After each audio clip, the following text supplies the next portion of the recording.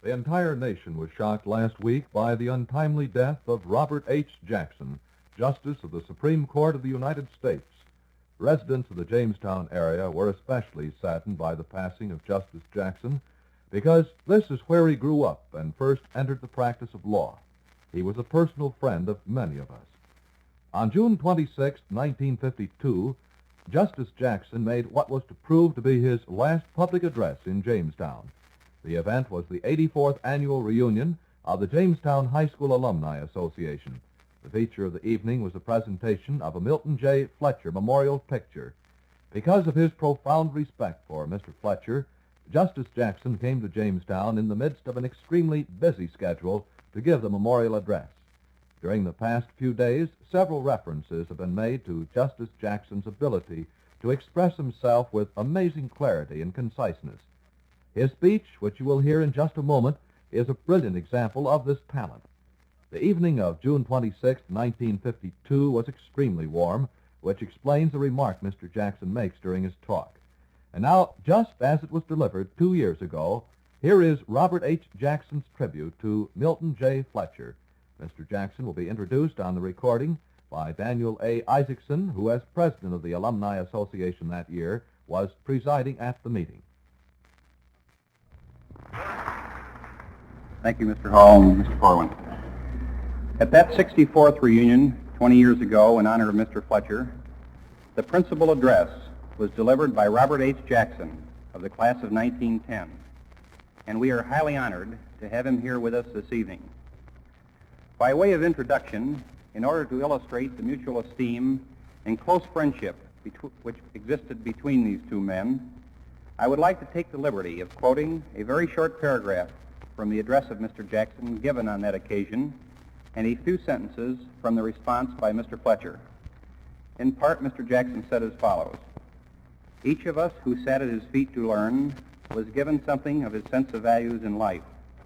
How much each took away depended on his ability to appreciate and carry. Whether active or in retirement, he is a permanent influence upon individual and collective character which stands majestic amid the rise and fall of our luck and circumstance. He may resign his place on the payroll, but he cannot resign his place in our lives. There he abides, and there he gently guides us toward the good and useful life." Mr. Fletcher responded in part with these words: "I thought Mr. Jackson's remarks were most beautiful. He has a wonderful gift of expressing his thoughts in beautiful language. I count myself lucky in having had such an able advocate to defend me before the bar of public opinion." Fellow alumni, it is to you, a member of the class of 1910 of the Jamestown High School, and an Associate Justice of the Supreme Court of the United States, the Honorable Robert H. Jackson. Justice Jackson.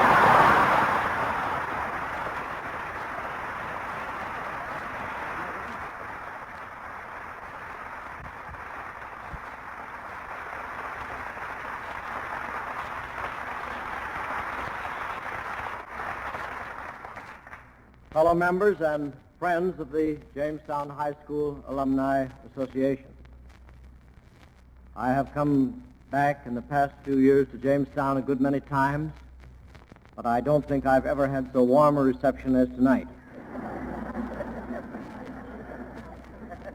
It's a great pleasure to be with you when you do tribute to the memory of Milton J. Fletcher.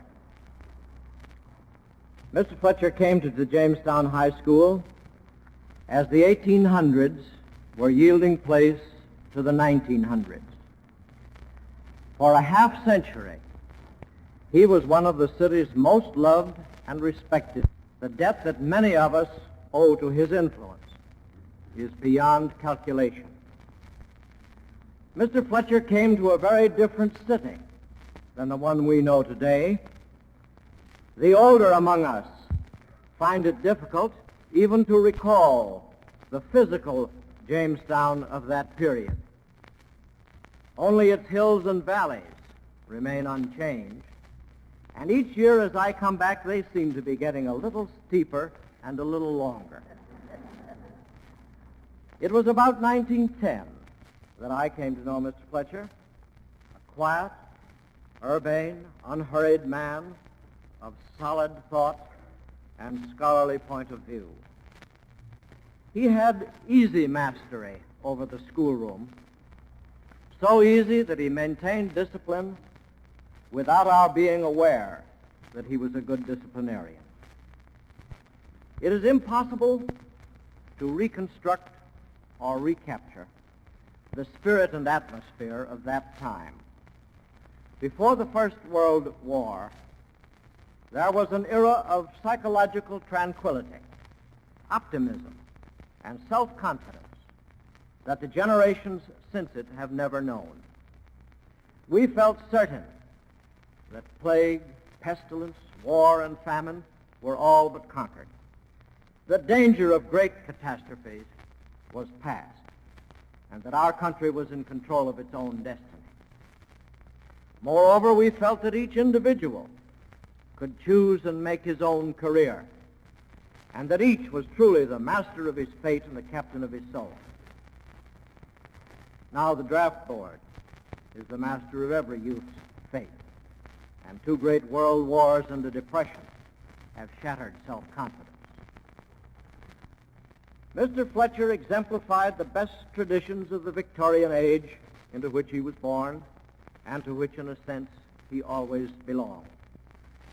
He enjoyed a wide range of reading and possessed an unusual variety of knowledge. He had a deep sense of enduring values and was undeceived by cleverness or fashion. He did not suffer from any delusion that his age, his race, or his nation, but he was optimist enough always to believe that mankind is perfectible. Mr. Fletcher was natively and incorrigibly an American. He was steeped in American history and taught it with a reverent conviction that was contagious. No youth could come under his influence without becoming passionately devoted to the American ideal and strongly attached to our institutions.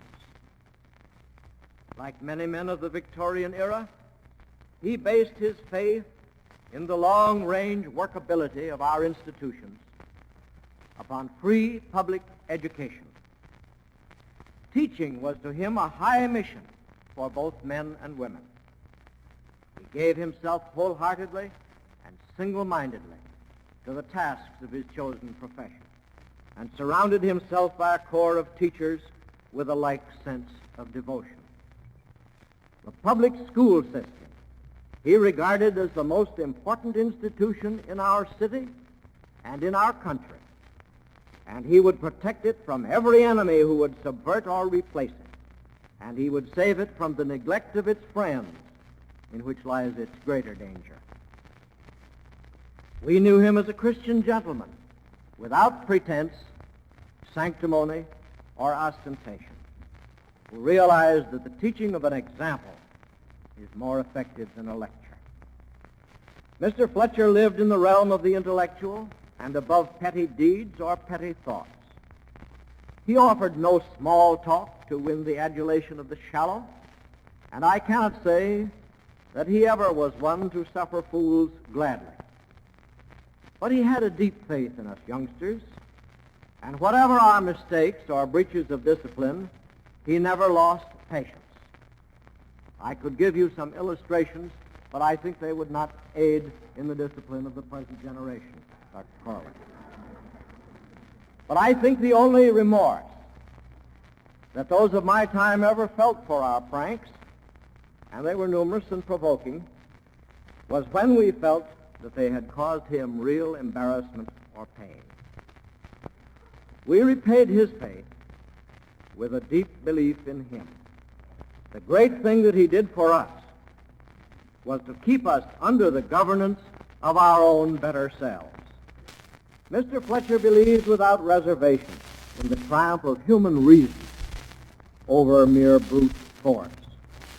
Despite the horrible example of our times, he never gave up his belief that reason would triumph and that cruelty and injustice must eventually fail. In the 40 and more years since I left his classroom, it has been my good fortune to deal with many men whose fame reached far. But if the countries of the world during the 20th century had filled the high places in their government with men of his sincerity, unselfishness, and dedication, we would have had a very different century. Few men of the many whom I have known have so completely exemplified everything that I regard as characteristic of a highly civilized individual as did Milton Fletcher.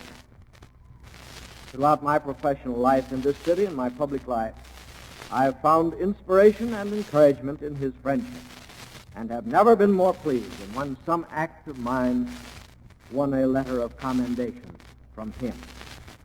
I am glad to join with you in this hour of remembrance of one of the most enlightening and elevating influences that our city has ever known.